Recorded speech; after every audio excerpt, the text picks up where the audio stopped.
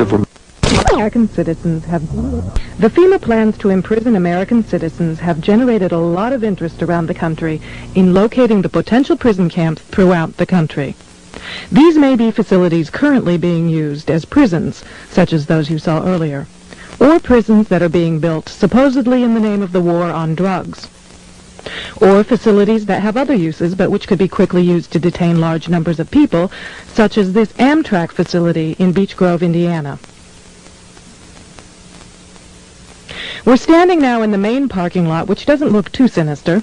At this level, it is a very large parking lot, fenced on all sides by fence topped by barbed wire.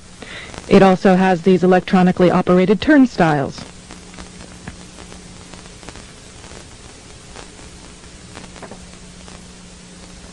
There is also a surveillance camera, just like we saw at the FEMA facility, pointing out to the parking lot, and a helicopter windsock. All of these apparent security measures are particularly unusual here, because this is a very low crime area, and this facility is nothing but an old train repair station with nothing in it worth stealing.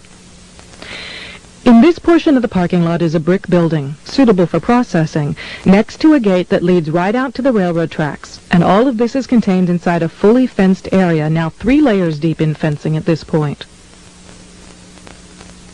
This U.S. Air Force train indicates federal and military involvement. Facing the opposite direction, you can see that this area, too, is a very large fenced area with railroad track running the length of the fence and plenty of warehouses.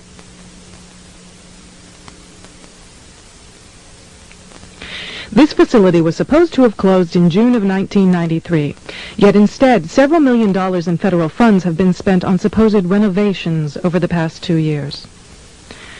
Helicopter windsocks and markers are evident throughout the property. This small building is the only way into a particular fenced area. Inside this building we see more of the motion-activated detectors, electronic turnstiles, and prison bars.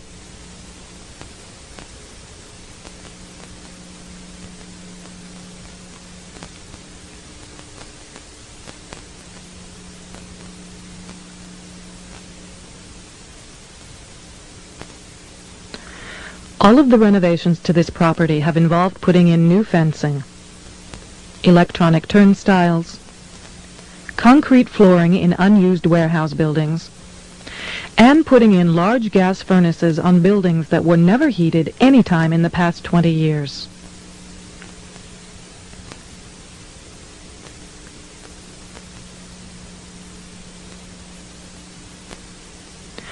Outside this building is fencing and a cattle run section of fence, all topped by barbed wire, pointing inward, not to keep people out, but to keep people in. This was common throughout the facility, particularly the new fencing that had been erected.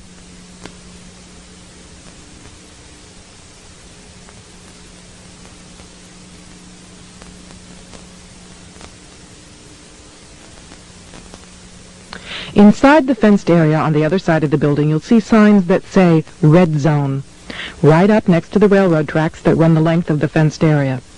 Next to the Red Zone sign, you can see closely numbered markers on the fences that are too closely spaced to be parking markers, just as if they plan to have people line up to board the trains.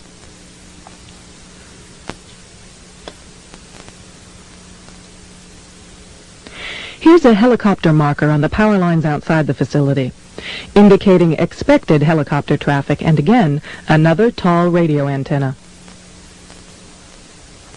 Looking around, you can get an idea of how huge this place is and how many people it could contain in its fenced-in area. In yet another fenced area, we see a large warehouse building at the end, with the electronic turnstiles in front of it. The building is one that has a new concrete floor, and its doors and windows have all been blocked. Outside there are new gas pipes.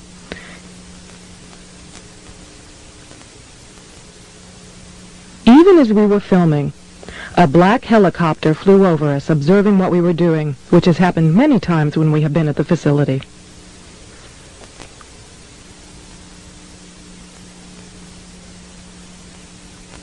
The gas lines and gas pipes at the facility run the length of the buildings.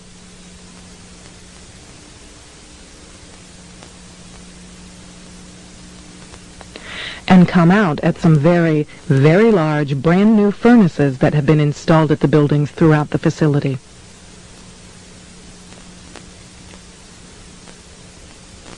We found this crane, which has seen better days, but is plainly marked U.S. Army in the middle of the stockyard.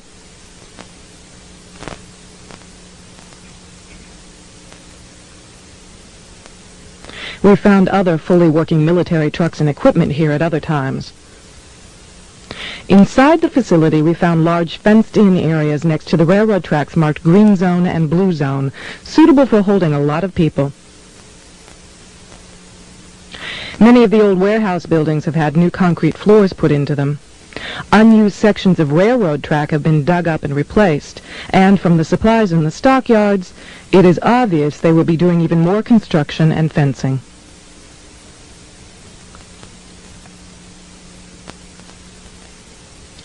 Senator Lugar of Indiana recently obtained more federal funding to renovate this facility, which is supposedly only for the repair of broken trains and where most of the buildings on the property haven't been used for years.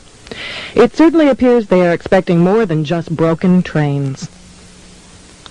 This tower, overlooking the entire facility at one end of the facility along the railroad tracks, also has a radio antenna on it with a ladder up inside of it. It would make an excellent watchtower.